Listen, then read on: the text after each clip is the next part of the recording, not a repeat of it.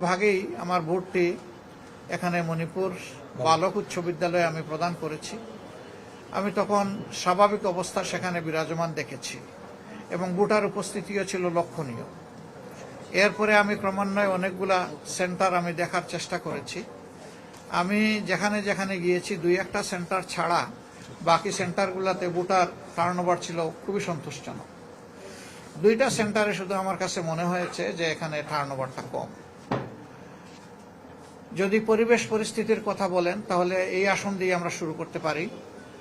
স্বাভাবিক চলছিল, কিন্তু হঠাৎ করে দেখা গেল যে মণিপুর উচ্চ বিদ্যালয়ের বালিকা শাখায়, যেখানে এই আসনের মধ্যে সর্বাধিক সংখ্যক ভোট রয়েছে, 26,000-এর ঊর্ধ্বে ভোট এখানে রয়েছে একটা শুধু ভবনে। তো সেই জায়গায় হঠাৎ করে আমাদের প্রতিদ্বন্দ্বী দলের কিছু লোক তারা বেপরোয়াভাবে ঢুকে পড়েন, তারা ভোটারদেরকে ভয়ভীতি প্রদর্শন করেন এবং অহেতুক তারা এখানে হস্তক্ষেপ করেন। এমনকি সেখানে আমাদের যারা ভোটার এবং সমর্থক তাদেরকে তারা শারীরিকভাবে নাজেহাল করেন। আমরা বিষয়টি শোনার পরে আবার ফিরে যাই সেখানে। এর আগে আমি একবার গিয়ে এসেছি।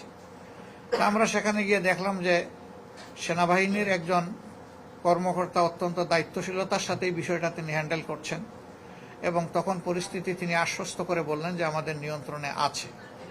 আমি তখন তাকে বলেছি যে ভোট আওয়ার শেষ হওয়ার পরে শুধুমাত্র ভোট প্রক্রিয়ার সাথে সরকারের যে সমস্ত কর্মকর্তা কর্মচারী আছেন আর যারা বিভিন্ন প্রার্থীর এজেন্ট আছেন তার বাইরে যেন কেউ ঢুকতে না পারে, এটা আপনারা নিশ্চিত করবেন।